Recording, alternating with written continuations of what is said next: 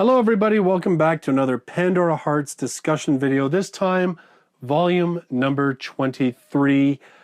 The originally planned final volume of this series, but the ultimate second last volume.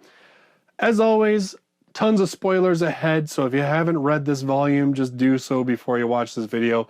And of course, despite the intense desire to know what happens, I have held off on reading the last volume, hence why I'm here recording this video now so I can actually get to reading that book now that I've got a copy. So let's get into it, okay? This is sort of the second time that I'm recording this. I started talking a lot about just the events that happened, but I think that what I really want to get at is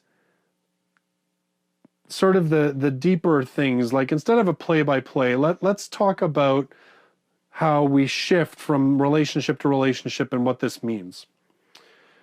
Because in the first chapter of this, we have the Baskervilles, Lottie, Lily, and Doug, and we have Sharon and Rhyme, and of course, the corpse of Xerxes Break. And we have this really great sort of exchange where, we see what Rhyme actually said to the Baskervilles to get them not to fight, which really boils down to, I can't fight at all, I'm a complete sissy, but you also have doubts, right? Like, you have doubts that this is the right way to do things. And we have Lily, of course, who is this young and innocent and child, really. I mean, despite being a Baskerville, she's still very much a child. And she can't get over what Xerxes did to Fang, and she says, he's dead, so give me his body, because she wants Bandersnatch to tear the thing apart as sort of like a vengeance for Fang. And of course, Rhyme refuses, he won't let her do it. So in a way, we have sort of this meeting of wills. We have Lily, who is innocent in a lot of ways. She's still very childlike, but still harbors this really intense love and devotion to her family, the Baskervilles. And we have Rhyme, who is almost childlike in terms of the veracity of his loyalty to people. I mean, it was Rhyme who was the one that, even though it seemed so easy and obvious to say that Duke Barma had betrayed everyone, it was Rhyme who questioned it. It was Rhyme who talked things out in a way that it made sense that maybe Barma had not betrayed everybody. And now we have Rhyme offering himself a living being up just to protect the corpse of his friend, because he has that same level of dedication that Lily does. Her desire for vengeance and his desire to save someone. Ultimately, they cancel each other out. And, these two characters, sort of like Lily breaking down in tears and saying, does this mean we can be friends now? And Rhyme saying, yes, I would very much like for us to be friends. It's a really great way to sort of segue after the death of Break, of course, which sort of occurred right at the end of the last volume, showing that even in death, his friends are still just as devoted to him. But I think it really sets up the rest of this volume, and I would hazard a guess that it's setting up maybe even the last volume, the very last book. Because in this, we have the Baskervilles who have been set up as villains. We have Pandora, who has, both of these groups, Pandora and the Baskervilles, have kind of fluctuated between shadowy, villainy, heroic. Like, they really are in sort of a state of gray. But we have these two characters who have such strong devotions and ideals to their separate entities, but yet they manage to find common ground. They manage to find a way to become friends. They manage to build a bridge between the two of them through this sort of mutual idea of sacrifice. And I really think that carries on throughout this whole volume, particularly when we get to Echo.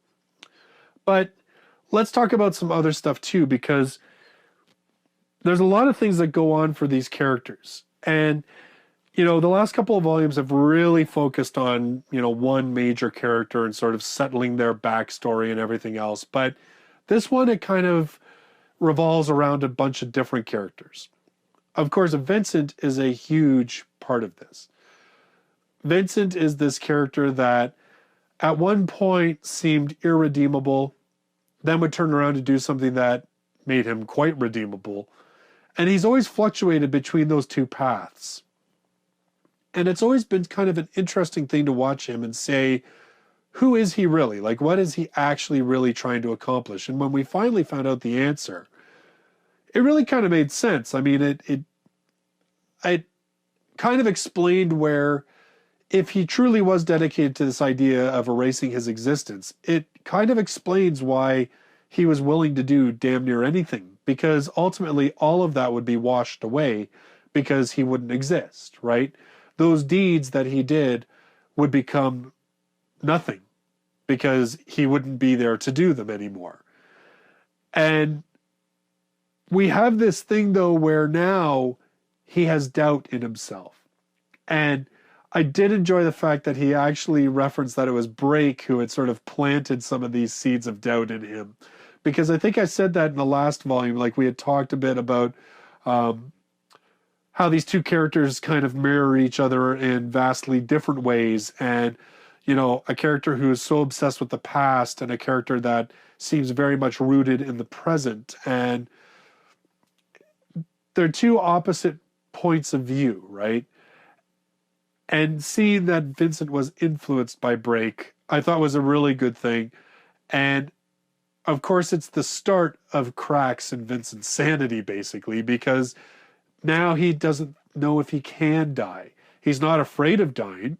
There's still a part of him that wants to, but he just doesn't know if he can or if he should.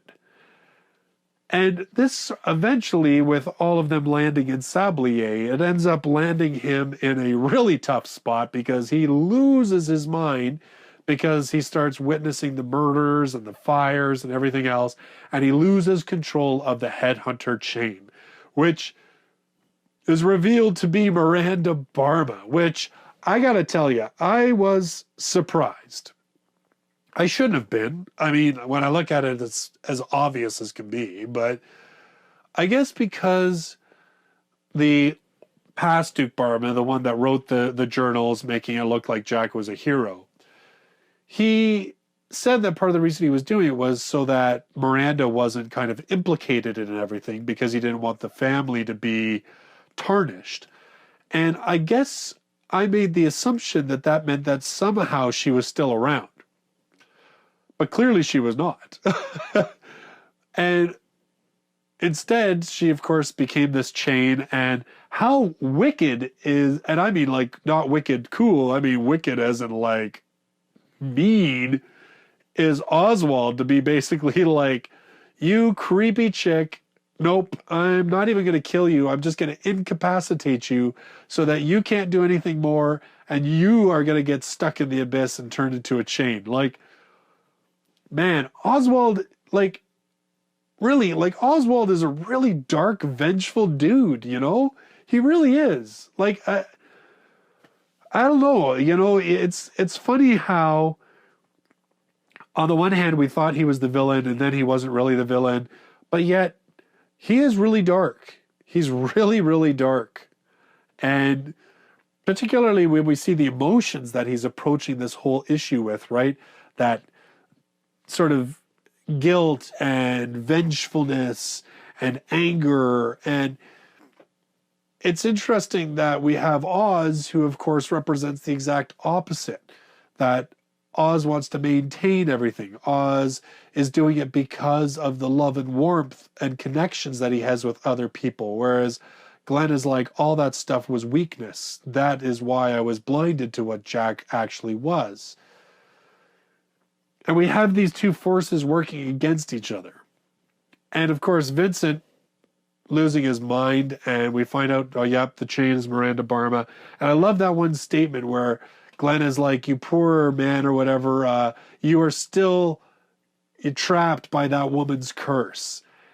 And it really, I think, was perfect. And this is why I'm sitting there going like, oh my God, I can't believe I didn't think of that. But really, it is what she did to him that has hung over him from the very beginning. She was the one who told him to open the door. She was the one who planted that seed in him that Gil would die if he didn't do it. And everything that Vince has done since then has been largely to try and erase that moment. And it seemed really apropos that here at the end of the series, that woman's influence and curse, as Glenn puts it, would still be hanging over him.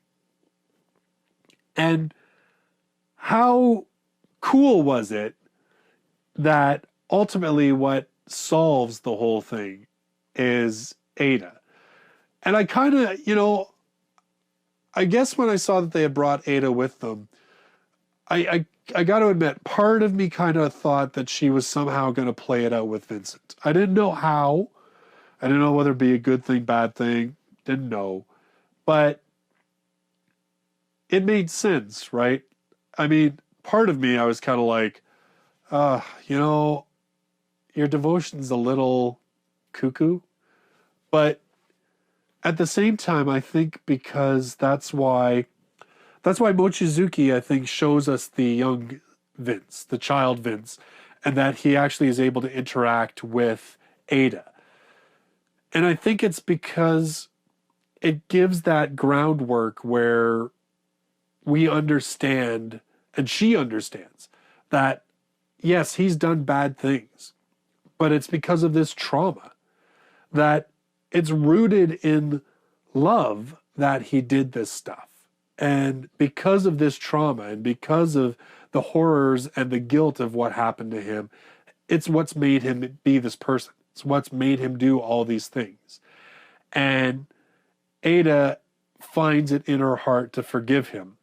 And I thought that was a really beautiful thing where Vincent's sort of talking about like all this time, he's wanted all this stuff. He's wanted to erase himself. He's never been afraid of dying. But that in the end, what his heart really wanted more than anything was forgiveness. That it was the one thing that nobody had ever really said to him was that they forgive him.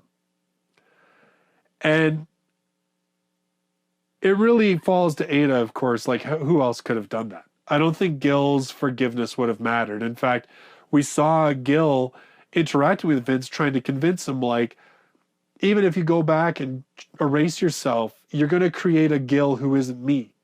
I'm only the person that I am because you existed. And I'm the person you want to save, so you have to save me by leaving it alone, by letting it go and living on. But that wasn't enough to get through to Vincent. Because even though Gil was saying those things, it's still sort of it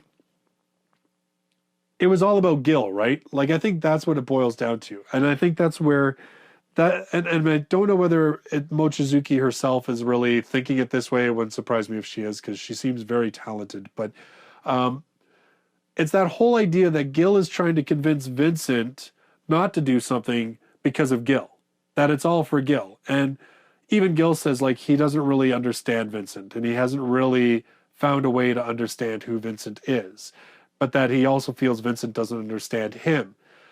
But it's these differences between them that lock them away. Gil's whole argument is, you're doing this for me, and me doesn't want you to do it, so you should stop. But what Vincent needed was something about him. He needed the affirmation that he himself was okay, and it was forgiveness, the forgiveness of Ada, that finally gave that to him, and he was finally able, we see the chain, the Miranda Barma chain, dissipate and disappear behind him, and then, like, that he let her go, basically. That curse was broken by Ada's forgiveness and acceptance of Vincent as an individual, as a person. And it was giving him something that ended that whole cycle of self-destruction, right? It was giving him that sense of worth and mattering. And I loved Ada's comment that was like, what was it? you know, if you want to erase yourself or you don't want to exist, that's fine, then give yourself to me. And you know, like Ada has been one of those characters that I kind of sit here and I wish we had seen a bit more of because, well, obviously the whole black magic voodoo thing, that's still one of my favorite scenes in the series where she reveals that she's into all that stuff to Vincent and he just, duh. But still, she's a character I wish we had seen more of, you know, because she does have that sort of demureness and that very ladylike behavior, but at the same time, she seems to have this incredible strength and she seems capable in the face of even adversity to still find a way to care and love the people that she does and to say statements that really, well, when she said to Zai, she was like, yeah, maybe Uncle felt that way, but I bet he was still smiling. Dig. Yeah. I don't know. I mean, she seems to be very empathetic with people. And I think it would have been cool to see more of her character. She's only really been used where she had to be. And obviously this is a huge pivotal moment that she's now participated in.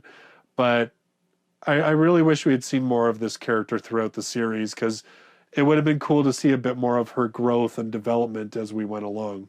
But you know what? Screw all of those people. Let's talk about Echo. Hells yeah. I have been a big Echo fan.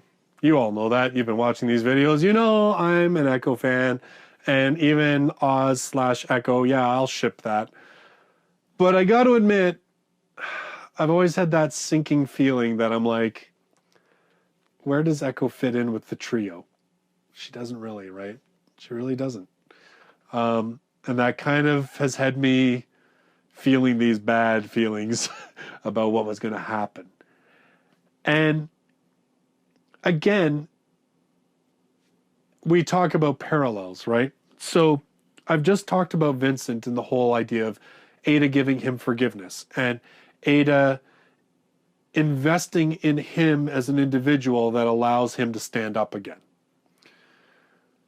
We pretty much find out that Echo, that is exactly what she got from Oz too.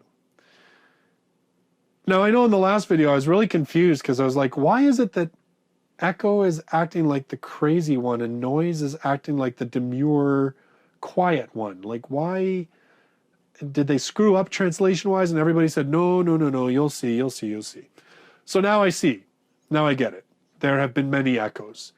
And I loved that statement that Echo makes when she's trying to convince Noise, you know, to listen to her, and that she is basically like, as pieces have fallen off of you and fallen from your heart as you've gone through this, we Echoes, the many Echoes, because we're given the idea that there have been many, the many Echoes have picked those pieces up and incorporated in them and protected them so that we could retain who you are. Which, of course, we find that that's, yes, perfect, right? Guys, you were totally right. Trust in Mochizuki, it's going to get explained. Yep, totally explained. So we find out really that, yes, the Echo that we have now is, at least at her core, the best parts of the person who Noise once was. And I also kind of thought that maybe one of the reasons that Echo doesn't have a lot of emotion is that that's that whole foil, right? Because Noise has progressively gotten worse and her emotions have progressively gone, you know, crazier. And so Echo has gone the other direction, right? And to the point where, yeah, they are polar opposites of each other to balance each other out. And I kind of wonder if maybe that's why when we see when Vincent was a kid and first met Noise/Echo, why, you know, it was reversed. At that point, Noise was the more quiet and controlled and, you know, kind of loving individual, whereas Echo was the complete nuts and the opposite pole. And so over time, they have swung and they have switched places. So total beautiful, beautiful explanation, and I get it now. thank you all for assuring me that I wasn't going crazy when I read the book, because I really did. I read that part like 3 times going, did they screw it up? Like, but yes, it's perfect. And of course, we see that the chain is trying to basically destroy Zwei's personality, Noise's personality, and take control of her body, and that the chain has decided that the girl's greatest wish is to kill Vincent, and she says, I'm going to give that to her, and then that'll be the end of her. And we have Echo, who they say, you've reached, your point of usefulness is over, but she stands up. She stands up and she fights back because she is an individual, because Oz gave that to her, because Oz acknowledged her as a person, and that Oz saw her not as a reverberation or just an echo. Oz saw her as a person. And so it gives her that power to stand up and to fight back and to eventually conquer the chain and to give peace to Noise. And that whole thing where she's like saying goodbye to Oz, and he says, I never properly thanked you for the festival and seen the fireworks and the feather. And then she just crumbles to dust in his arms. Like, oh, man. Kind of killed me a little bit. I got to admit, like, when I read that, I was like, oh my God, that's so sad. Like, and then Oz stands up and he takes her cloak and puts it around himself, and he's like, it's ass kicking time. And, like, I think that kind of got me. I was like, it's like he's taking a piece of her, right? Like, it's not, obviously there's that way that she sort of touched him as a person, and he's acknowledged that she was one of the people that his relationship with her affirmed his existence. But now it's this literal symbolization of him taking a part of her with him into battle. Yeah, it was, I really loved the character, and I really didn't want to see her go, but at the same time, there was just so much beauty in the statements that she made and the symbolism of that character. And like I said, was just a perfect embodiment of what we are seeing throughout these things, right? Like, Vincent being affirmed by Ada has rescued him. Echo being affirmed by Oz, it rescues her. Same way with Alice that we saw in the last volume. Alice, her existence affirmed by Oz, saves her from the abyss. Like, it's this whole, I would say that we're seeing this same theme over and over again, which, is obvious, I guess, when you really look at it. But, when you're coming to the end, that's when you really, I think, start to see the themes that have been very prevalent, right? That they weren't just little character building moments or what have you, that there really was one almost overarching theme throughout the whole thing. And to me, so far, and I don't know if volume 24 will change in my mind, but to me at this point, it really does seem like it's that people and our relationships with each other, they kind of create who we are, and they kind of affirm our existence, and that it makes it easier for us to exist when there are others who acknowledge us. And, well, we could get into political discussions when we talk about acknowledging and, stuff like that. But I won't do that to all of you, because particularly you wonderful American people, I'm thinking have probably had more than your fair dose of politics talk. But it's an incredibly important theme. And, it is really something that we talk about as human beings, this whole idea of our relationships and our relationships with each other, and what do they mean? And that, it's even that sort of philosophical question, right? If a tree falls in the forest and there's nobody to hear it, doesn't make a sound. You can apply that to people, right? If you are a person, but there's nobody else around to acknowledge you as a person, are you still a person? According to Mochizuki, the answer is not really. Not really. You're just going to fall apart, is what it boils down to. But all of these characters have raised each other up. We have characters right now who are only in this book still because they were acknowledged and raised up by someone else. And that has been a prevalent theme throughout this series. And we've seen characters that, in a way, have been punished because they, closed themselves off and sort of only worried about themselves and everything else. And we've seen people saved because of the intervention of another person. And really, that intervention really just boiled down to acknowledging that that person mattered. And I think that it's kind of interesting, and it plays into things too, where like Glenn was going to cut down Oz, and Alice stands in the way and does this, and he can't do it. He can't hurt her. And you see that he sees Lacey. And in a way, I guess, it just goes to show you that Oswald as well, Lacey was that component for him, right? She, as much as he accepted sending her to the abyss, I think it broke him in ways. I don't think we can discount how damaged he was by that. And perhaps even how damaged he was for all those years knowing that he would one day have to do that. And even he's questioning himself, like, why couldn't I hurt her? Why couldn't I injure her? And we ultimately come to the point where everybody sort of assembles at the tower where the Alice of the time of Sablier is, because they all are basically going there for different reasons. Cheshire grabs Alice to go there, probably to contact the Intention. We have Jack from the day of Sablier, of course, going there. We knew he did, so that's no surprise. We have Glenn going there. We have Oz. Everybody else coming face to face with Jack Vesalius in that moment. And it ought to be interesting to see what happens with that. Very interesting to see what happens with that. And, there was this one little scene, though, where we have Alice, like the Intention of the Abyss, where she's talking about the song and how she hears this song that someone once sang to her.